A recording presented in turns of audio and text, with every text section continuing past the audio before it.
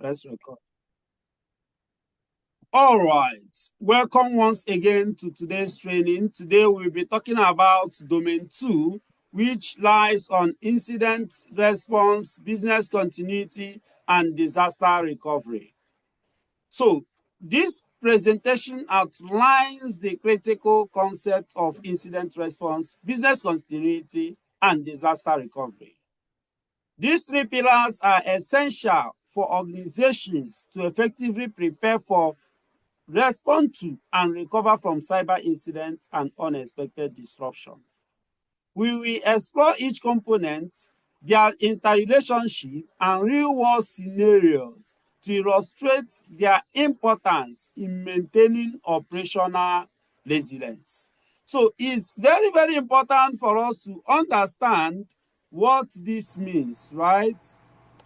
If you understand what incident response is, you will see that incident response is to respond to incident for you to detect, contain it, and mitigate the impact of cybersecurity incidences like data breaches, ransomware attack. Okay, so the focus of incident response is the immediate action during or right after the incident. That is incident response. So the key element of it is for you to identify and classify the incident. Then containment strategy to prevent it from spreading. Eradication of those incidents or threats that comes on board. Of course, you are going to do post-incident analysis. That is incident response. Now, business continuity. To make sure that critical businesses operations continues during and after the disruption. The purpose of business continuity is just to make sure that business operations does not stop, that it continues during disaster and after disruption. So the focus is sustaining essential function with minimal downtime. What are key elements here? Risk assessment and business impact analysis. Continuity strategy for people, processes, technologies, and so on. What are the communication plans and alternative work arrangements? Of course, as I mentioned yesterday, even though you do backup, you have to do regular testing and updates. The other one is disaster recovery. The purpose of disaster recovery is to restore IT infrastructure and data after a major disruption. We are blessed in Nigeria.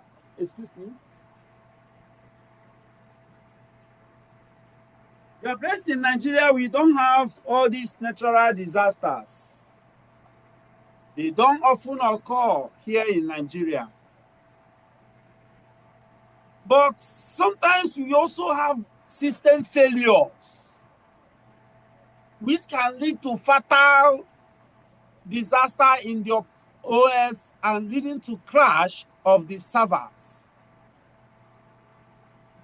So the focus of the disaster recovery is the technical recovery of the systems and the data that is involved. Let's look at the key elements. Of course, disaster recovery, you have to have your backup and restoration procedures. Recovery time objective, RTO and RPO, which is the recovery point objective. Redundant system and failover capability. Testing the validity and recovery plan. So, when you look at domain 2, it emphasizes how organizations prepare for, respond to, and recover from cyber incidents and unexpected disruption. It's the three interconnected pillars, as I've mentioned, IR, BC, and DR. And I went further to explain the concepts of IR, which all of us understand that is a process that we follow to manage and resolve breaches or threats in the organization.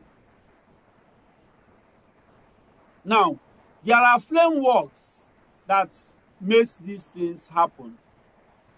And one of those frameworks is NIST, Incident Response Life Cycle. NIST has its own framework. 1, preparation. 2, detection and analysis. 3, containment. 4, eradication. 5, recovery. And then 6, lesson learned. Before I continue, I want to entertain question. Any question from anybody?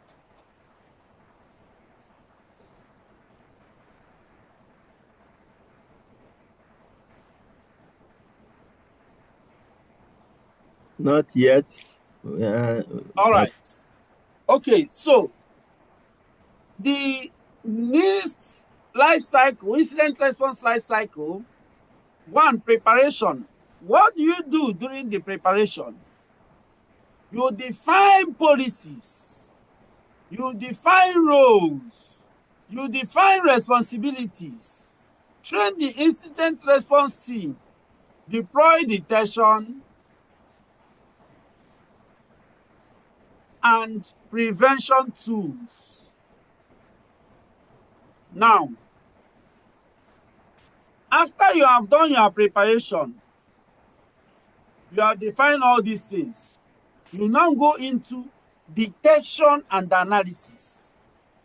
You begin to monitor logs, alerts, and network traffic. And of course, there are tools that can help you to do these things. One of them is SIEM tools. Example of SIEM tools is what? Splunk, QRadar, and so on. Then IDS and IDP, antivirus tools. Then after you have done the detection and analysis, you now go into containment. In 2017, the architect that does design for Diamond Bank, as at then, where one of my friend Paul Aka works, they got infected. The ransomware attacked one of their systems. They called me. So what I did was to do containment. Immediately it happened. I told them to go to the back of the laptop, and it's a desktop, not laptop, desktop at the office, to remove the cable, because already what they are seeing is that your system has been taken over, pay so amount, so that they can release your data and information. I told them to remove the system from the network. They removed the network cable before I arrived. That is containment. So containment is short term, isolate infected system to prevent spread. The long-term strategy for containment is you now apply more permanent fix. So I did the short term, isolate the system from the network. Then when I arrived, I brought patch to run on that system and then apply the permanent fix. Then the system begins to function again. The fourth one, eradication. Remove malware or malicious accounts. Patch vulnerabilities exploited during the incident. Go ahead. Okay, just to understand this process properly, you said is Diamond Bank, is it? Were attacked in 2017. No, the company that designed Diamond Bank infrastructure. Okay, the where company were Polaka worked. attacked. Yes, yes, Okay, they were attacked. And yes. you went straight to containment. But the process you introduced to us starts from preparation and detection before containment. So Okay. let's Yeah. understand situations that will warrant you go straight into something else before something else. That's why Okay. I raised my. All right. Okay. So, in an organization must always do number one. You must prepare, define your policies, your roles, and your responsibility. That is well noted. And you have to also do number two. You have to be monitoring the logs, the network traffics using your firewall, your SIMs, IDS, IDPs, antivirus tools to do that. So already number one and number two are already in place. But despite number one and number two being in place, they still got attacked because the user is not trained. The user went to go and be watching pornographic sites. And that is how the user downloaded the malware into the system. And the antivirus is blocking that site not to open, but because he's inquisitive, he wants to see what is there, he was granting access. And that was why he was attacked. Now, after that happened, they called me and said this is that they don't know what is happening. The system has been taken over. So there is preparation already. They have detected this malware. Then that's how I have to go into containment. I said immediately remove the system from the network. I don't know how to do about it. I told them, oh, I go to the back of the system. You will see a network port. Did you see it? Yes. Remove it. They remove it, and then the short containment came in. We isolated the system from the network so it doesn't spread to other places until I now came to do the long-term containment and apply the permanent fix. I don't know if you understand it now. Yes, sir. Yes. All right. So after the containment, you do eradication, you remove the malware, or if it's vulnerability, you update you put patch, update the software. Then you restore affected systems and begin to monitor it for signs of reinfection. Then you have to do what we call a post-incident review. You have to update the incident response plan and then train the staff accordingly, because it's very, very important.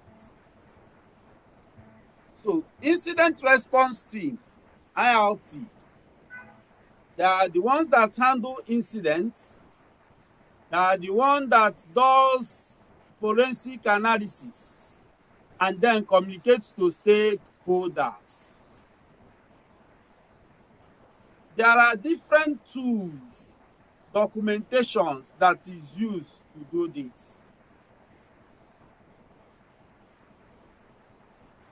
Which we are going to see later. So that is incident response. Any question before we go to business continuity?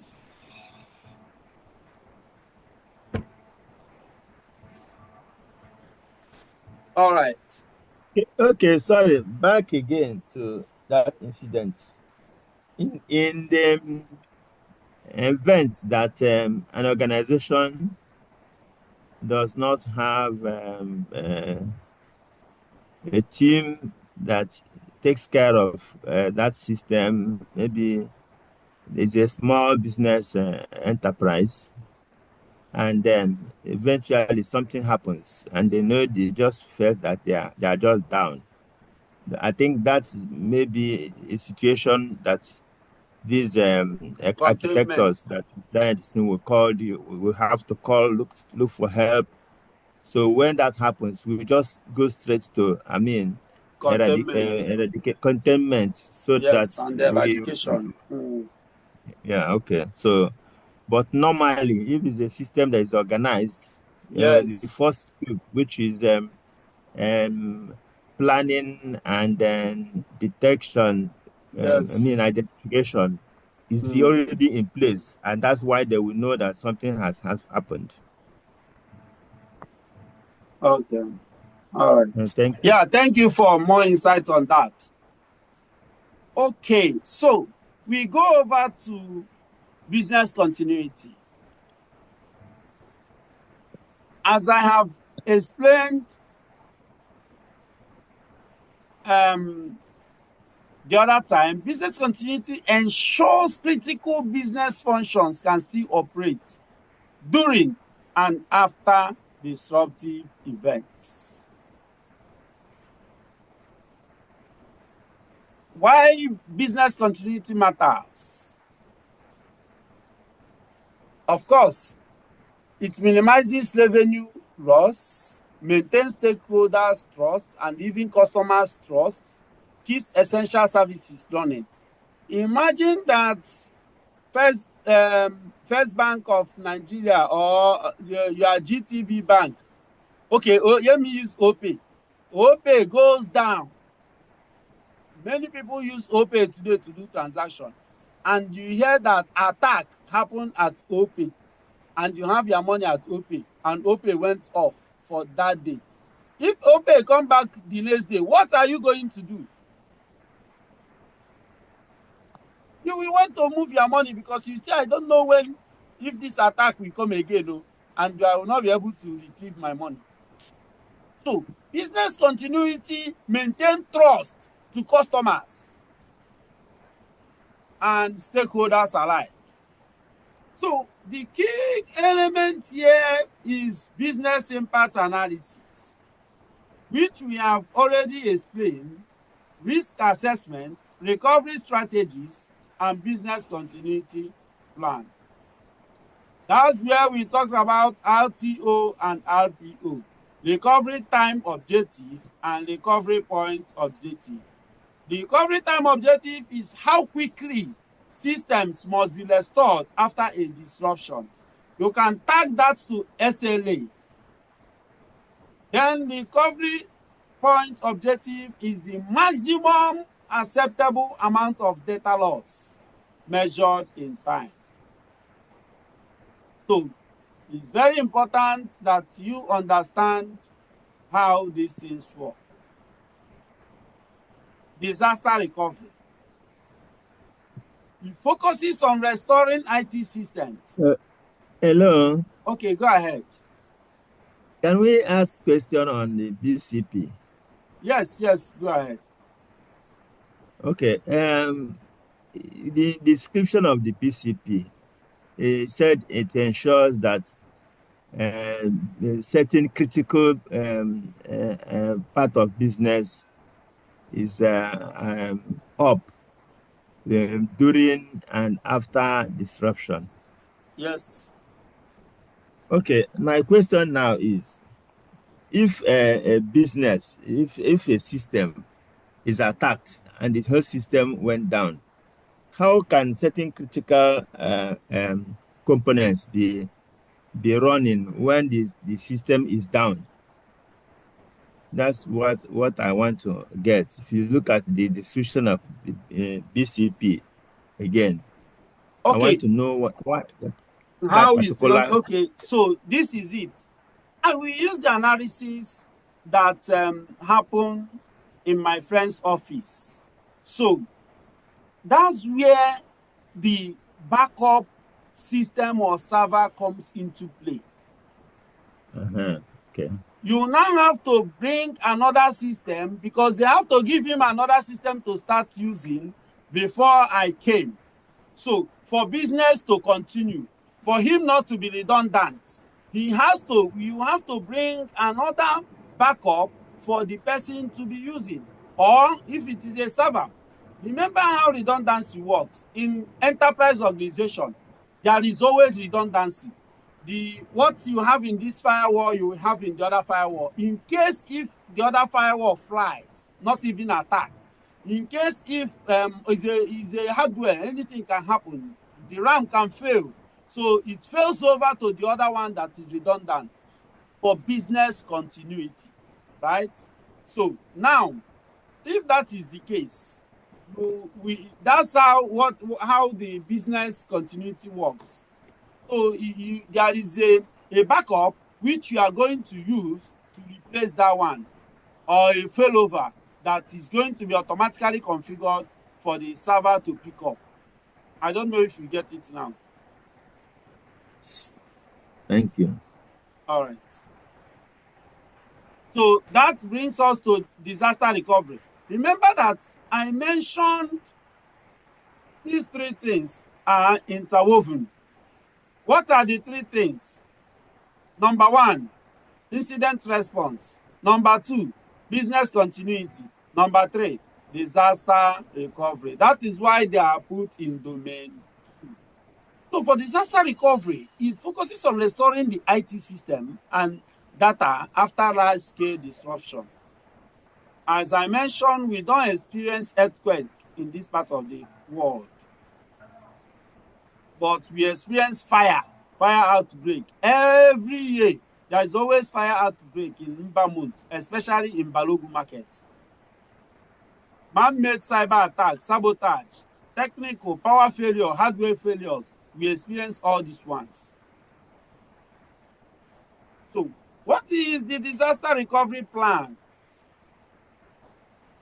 The step-by-steps to follow to restore IT infrastructures, nodes, servers, networks, data, contacts, and escalation paths. When these things happen, what is the first line of action? Hardware replacement plans. How do you replace the hardware? Software installation and configuration. Backups, on-site, off-site, cloud. When I was with Petrodata, there is Shell used to do their backup, keep their backup with the company. As they're keeping with that company, they're also keeping with other companies. Off-site backup. Now, they also do cloud backup. They put it in AWS. They also have their own backup in-house, on-site. So, tell me how this organization is going to lose information if there is a disaster. They have looked at their disaster plan and know that these are critical information, that they cannot afford to lose it. Hence, they decided to back it up in multiple places. And that is why I encourage everybody today, your laptop. How do you back your laptop up? If anything happens to your laptop today, will you be able to recover it? So what are you doing? There is cloud there. You put it in the cloud. There is external hard drive there. You back it up in your external hard drive. It's a clarion call for all of us today to re-examine, even as we are learning how to back up the organization's own. How do you treat your own? If your phone crashed today, will you cry? Or do you have a backup somewhere? Your WhatsApp, when was the last time you did an update to back up those messages, important conversations you want to use in the future? Today, we are learning how to do this for organizations. Also apply it yourself. So the disaster recovery strategies, we have full backup. Go ahead.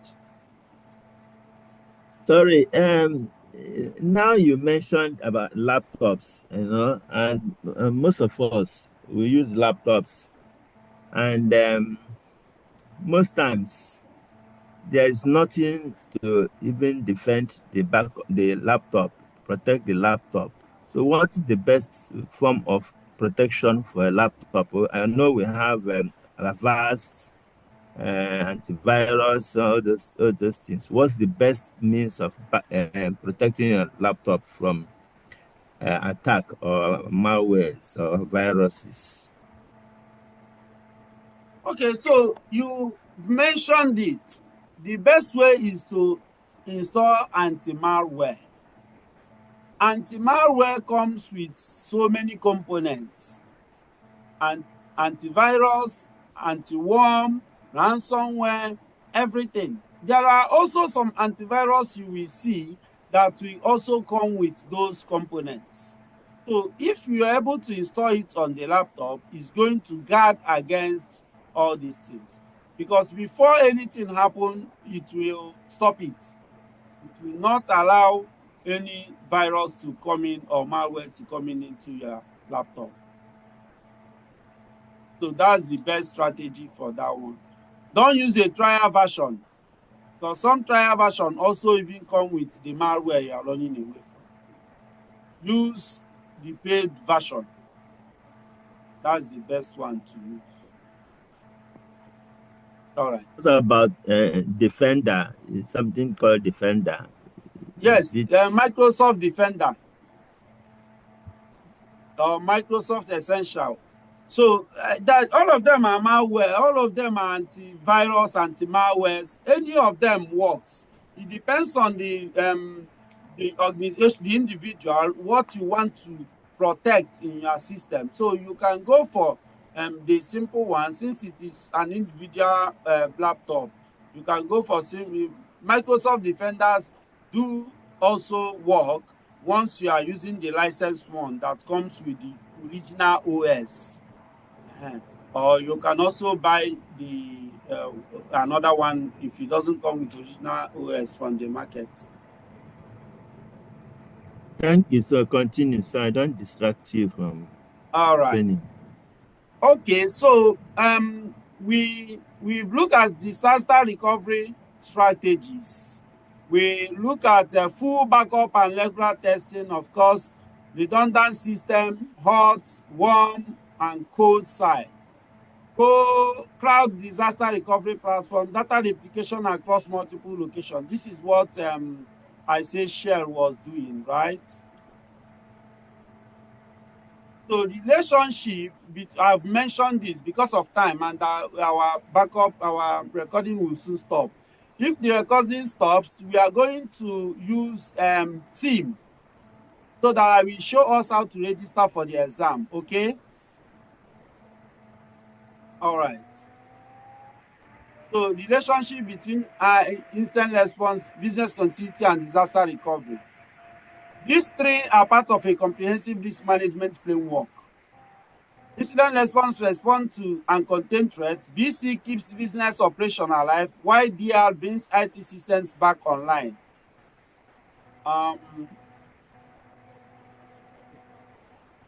Testing and maintenance. Why testing matters? Ensures plans are effective and updated. Build team confidence and coordination. Types of tests.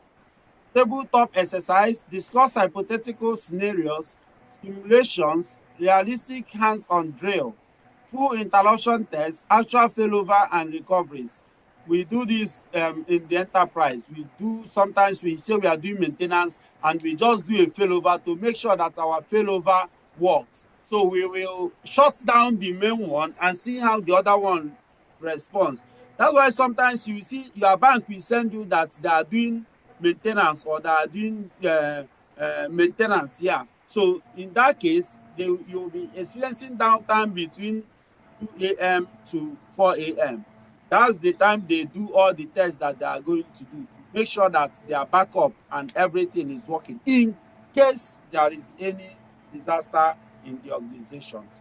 So that is where we call it a day for domain 2, incident response, disaster recovery, and business continuity. So we go over to, thank you for listening for this. So we go over to team. In team, but before that, we are going to entertain questions. In team, I'm going to show us how we are going to register, because a lot of people have come to my DM, they don't know how to register. We'll look at that, but let's entertain questions. Go ahead, please.